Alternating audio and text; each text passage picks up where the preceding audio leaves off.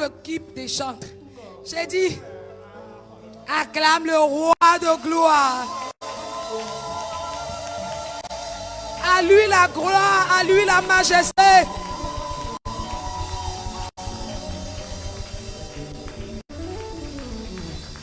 Amen. Salue ton voisin de gauche et de droite. Dis-lui que cette joie ne te quitte pas.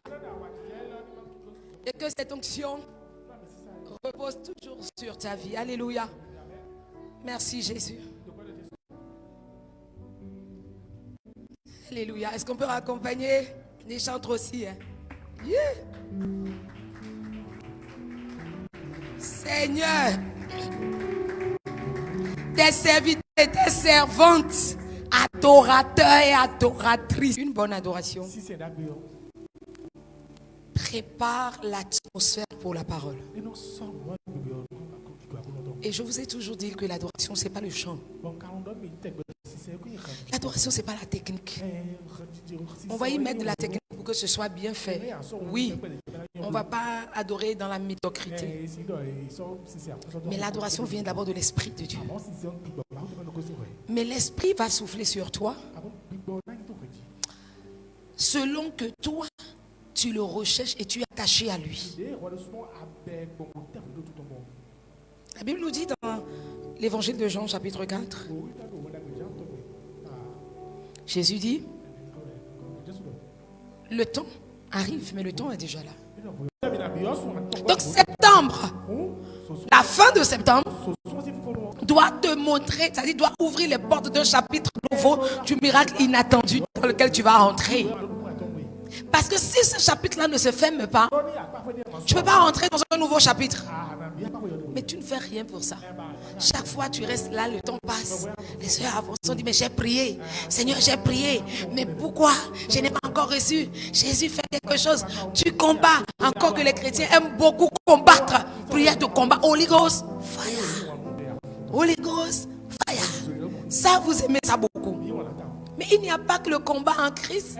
Il y a aussi le repos. Donc aujourd'hui, le titre de mon sermon dans la nouvelle série, un nouveau chapitre s'ouvre pour moi, c'est fermer l'ancien chapitre pour écrire le nouveau. Fermer l'ancien chapitre pour écrire le nouveau. Tout changement véritable commence par une décision ferme.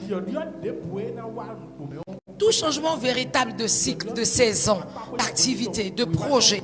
Quand on veut un changement, il y a une décision qui est ferme. Cette décision, c'est de fermer un chapitre pour entrer dans un autre.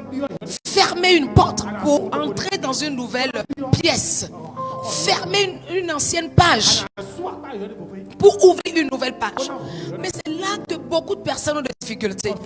Des difficultés à fermer l'ancien chapitre. Difficultés à fermer l'ancienne porte. Parce qu'on pense que si on ferme l'ancienne porte, il n'y aura plus. À un moment donné, je veux parler à quelqu'un qui a été gouminisé.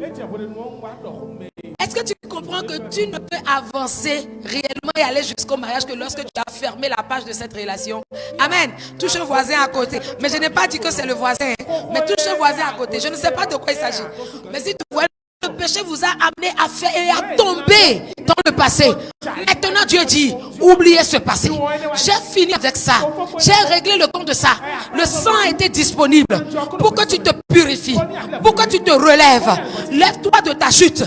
Maintenant oublie le passé. Est-ce que je prêche à quelqu'un ce matin? J'ai l'impression de ne prêcher à personne.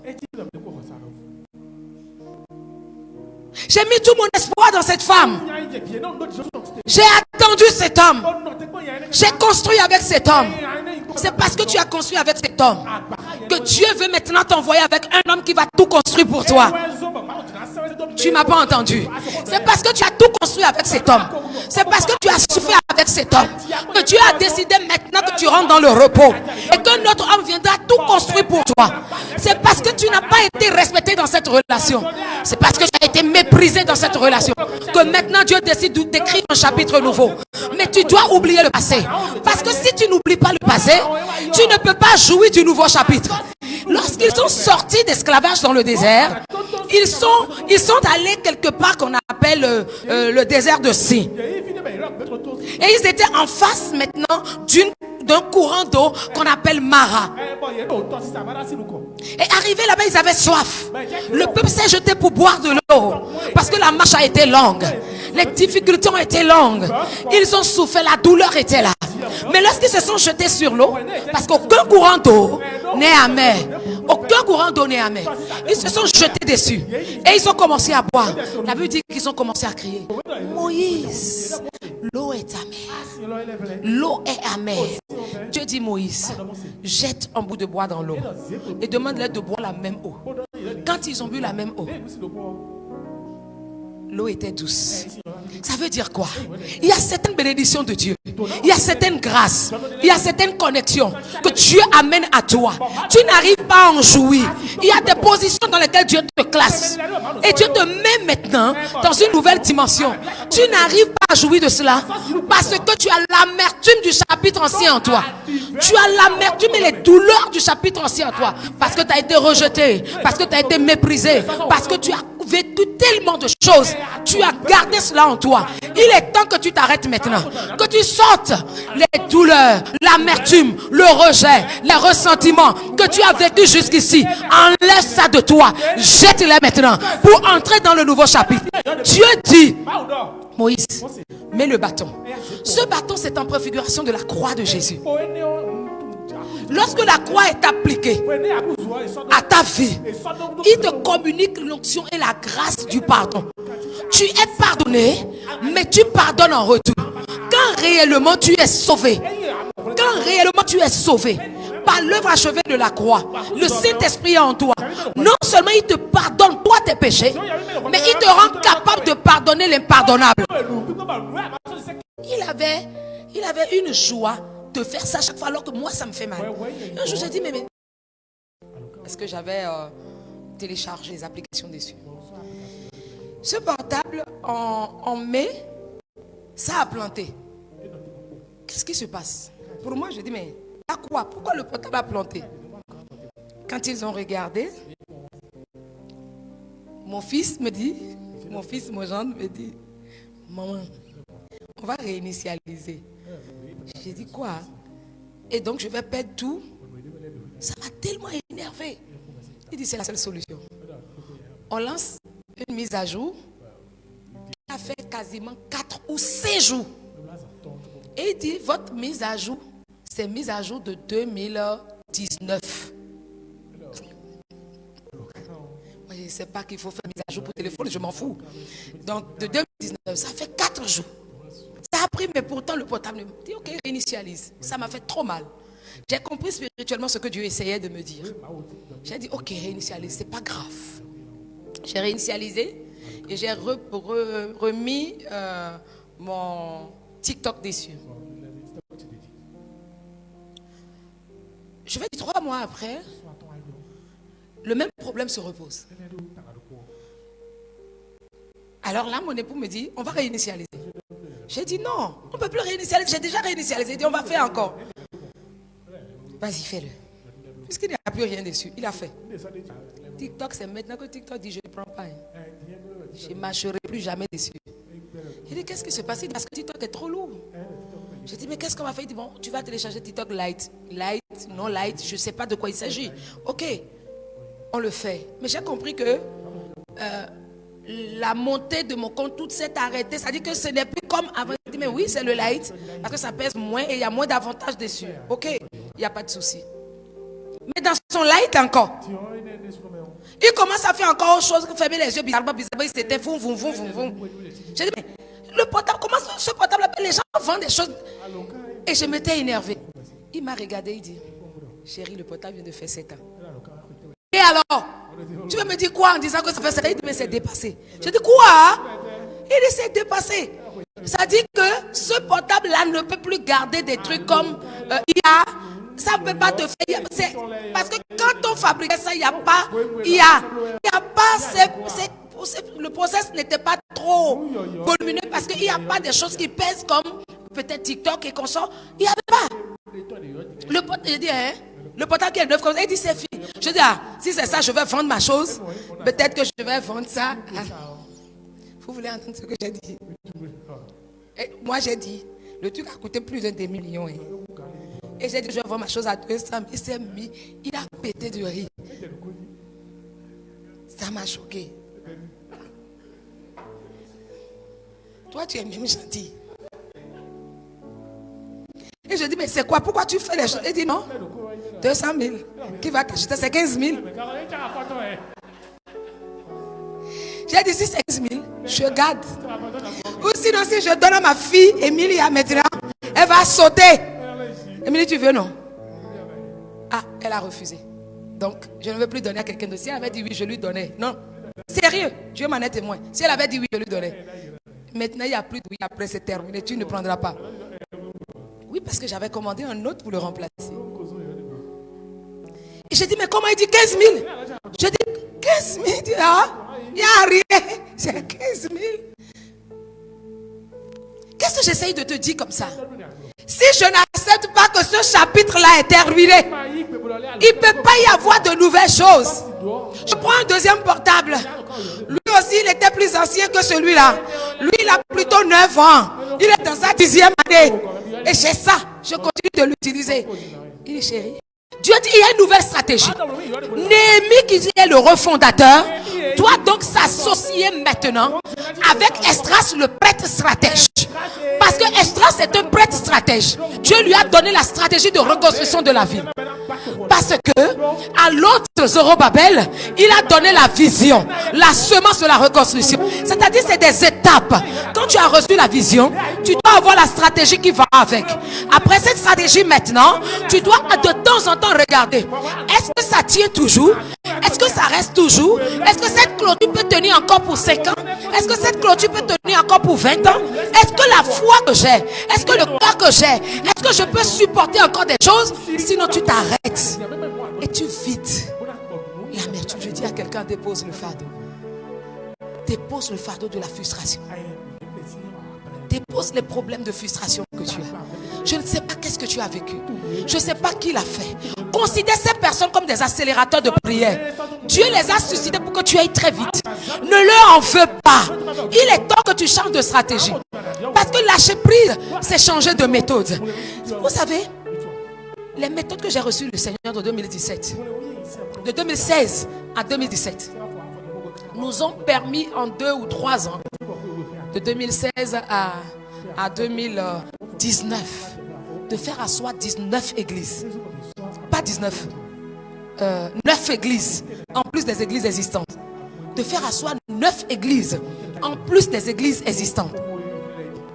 Cette stratégie aujourd'hui, laissez-moi vous dire la vérité, elle est caduque. Elle est caduque. Si nous gardons les mêmes stratégies, si nous ne fermons pas l'ancien chapitre, je parle aux serviteurs de Dieu parce que octobre c'est le mois des serviteurs. Et Dieu nous parle déjà maintenant. Si nous ne fermons pas l'ancien chapitre, la méthode que nous avions eue avant est de dire au Seigneur, nous sommes prêts à recevoir de toi de nouvelles instructions. De nouvelles instructions. Moïse en a reçu. Et lorsqu'il s'est présenté devant le peuple, les péchés du peuple ont fait que Moïse a laissé tomber cela. Et la pierre était brisée. Dieu dit, tu retournes maintenant prendre encore ce qu'il faut. Retourne prendre ce qu'il faut.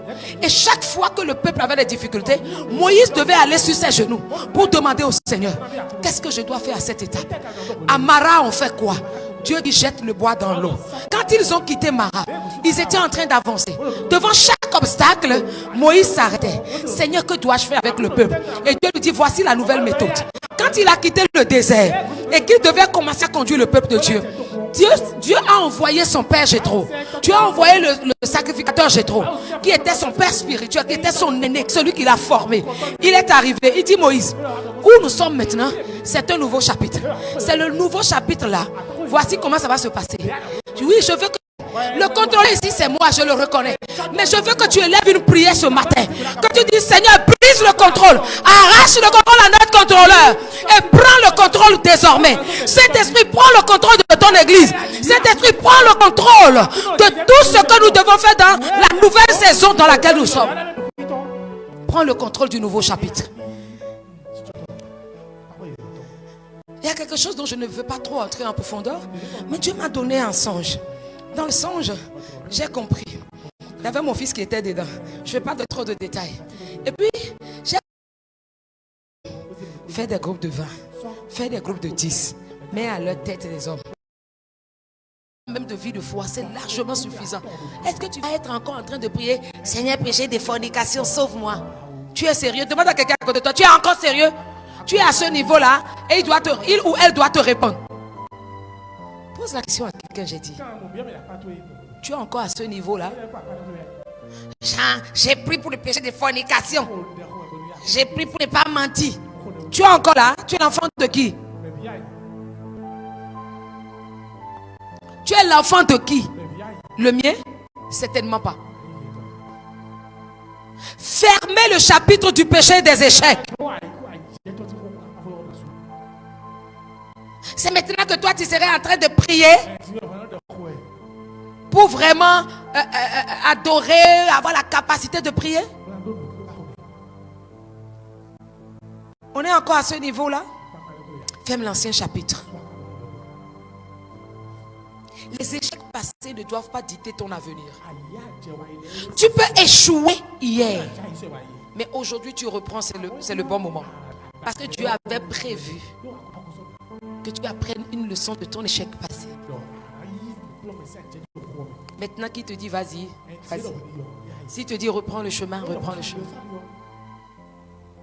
Sais-tu combien de fois Samson est allé chez les Philistins avant de finir par pousser le pilier? Tu ne peux pas tout faire la première fois. Tout ne marche pas au premier essai. Il y a des choses qui réussissent au troisième essai. Il y a d'autres qui réussissent au 12e essai. Et ce n'est pas parce que tu as fait 12 essais et tu as épongé 12 échecs que c'est fini pour toi. Ces 12 échecs, ce que l'un avait dit avec l'autre, ce que l'autre avait fait sans que je ne sache, ils viennent tous me dire: ah, tu sais que telle personne est venue me voir me parler de toi. Il a dit si, il a fait ça, mais voici ce que la personne m'a fait. Je l'observe, je regarde. Je dis ce qui est. Je décide de garder mes distances. Fermer le chapitre des blessures et des trahisons. Quand Joseph a revu ses frères, il a fermé le chapitre des trahisons.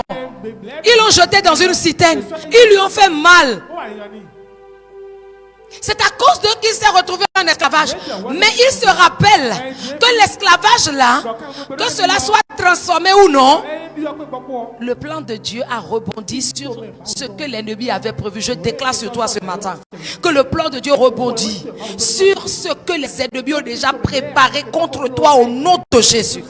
Je dis, la main de Dieu te fait rebondir, te sort et te donne le dessus sur tout ce que l'ennemi a planifié au nom de Jésus. Toute forme de malédiction, de limitation qu'ils ont déjà préparé, les pièges qu'ils ont conçus dans le secret contre toi, le Seigneur te fait rebondir au-dessus de ces pièges. Joseph ne les a pas écoutés. Il dit: vous avez voulu me faire mal, mais Dieu a transformé cela en bien. Mais Dieu a transformé cela en bien pour moi. Ne bâtis pas ta vie sur les trahisons, mais sur le plan de Dieu pour toi. Quatrième chose, fermez les chapitres de la peur et de l'incrédulité. Fermez les chapitres de la peur et de l'incrédulité. Josué chapitre 1 verset 9. Josué chapitre 1 verset 9. Je suis déjà presque à la fin. Voici ce que le Seigneur dit. Il dit: je t'ai commandé d'être fort et courageux. Quelqu'un déclare avec moi. Enceinte et qu'elle pousse, que l'enfant sort. On lui dit: voici l'enfant est sorti. C'est un garçon, c'est une fille et la mère remplie de joie. Ainsi tu entendras la bonne nouvelle qui va réjouir ton cœur au nom de Jésus. L'ange apporte l'annonce à Marie et il lui dit: tu es bien heureuse. Tu seras bien heureux. Tu seras bien heureuse. Parce que le Seigneur a décidé de le faire. Tu seras bien heureuse. Parce que le Seigneur a décidé de te mettre la joie au cœur. Et toi aussi tu diras, j'ai la joie dans mon cœur. Jésus m'a béni. J'ai la joie dans mon cœur. Je suis enfant de Dieu. J'ai la joie dans mon cœur. Jésus m'a béni. J'ai la joie dans mon cœur. Je suis enfant de Dieu. La Bible dit que l'ange apporte l'annonce.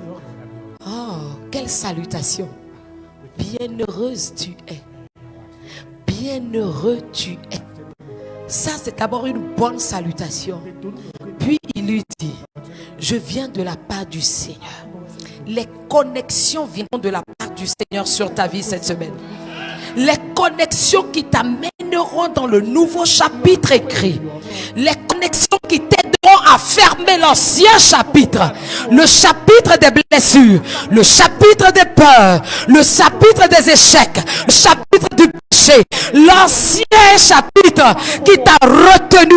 Ces connexions viennent à toi au nom de Jésus. Je déclare que ces connexions viennent à toi au nom de Jésus. Les connexions qui auront la main forte pour te sortir de l'ancien chapitre. Les challengers qui vont te secouer et te... Parce que c'est lui qui a la semence. Je dis ton Zorobabel, le Seigneur l'envoie vers toi. Parce que Zorobabel veut dire la semence. Zorobabel veut dire la vision. La vision qui impacte. La vision que... Je croyais que tu allais me dire amen. Sors du statu quo.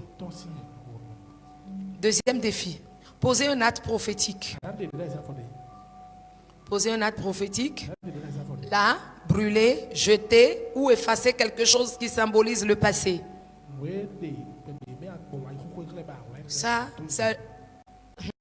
Les défis de cette semaine, tu as vu que ce n'est pas chaque jour. Hein. C'est 2 grands défis seulement. Et tu dois commencer dès ce soir. Poser un acte prophétique. En brûlant, c'est-à-dire brûler, jeter ou effacer quelque chose qui symbolise le passé. Vous savez, dans les grandes douleurs que j'ai transportées pendant des années, il y a la douleur de mon ancien couple.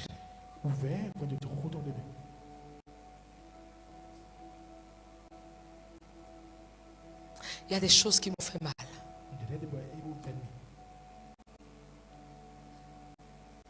C'est-à-dire, vous quittez l'église après avoir adoré le Seigneur. Vous rentrez chez vous. Et vous avez l'impression qu'un voleur est passé. Vous mettez la clé sur votre porte. Vous l'ouvrez. C'est pas qu'un homme vous a acheté tout ça. Mais un homme choisit d'être méchant. Il rentre dans votre chambre. Il vide la chambre. Il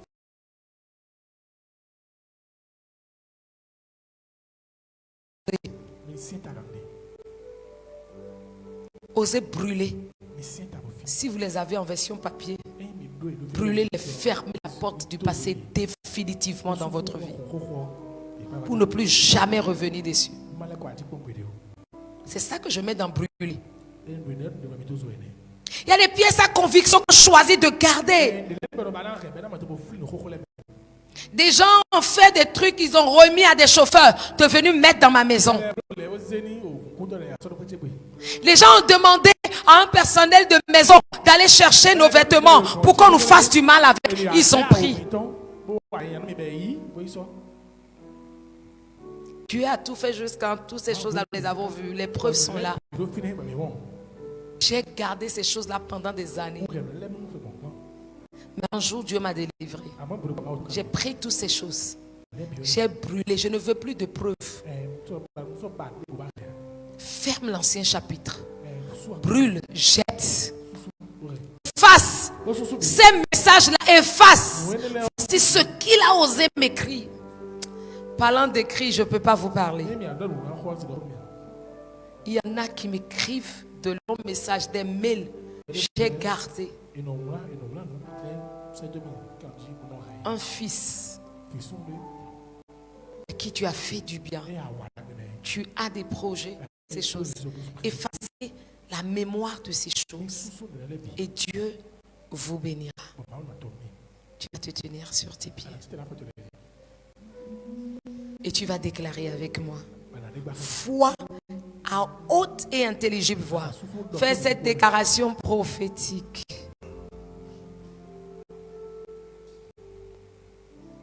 Et les gens, ils n'ont pas envie de déclarer. Eux, ils veulent garder leur fardeau en eux. Amen. Tu vas le dire à haute et intelligible voix. Je déclare que je ferme la porte du passé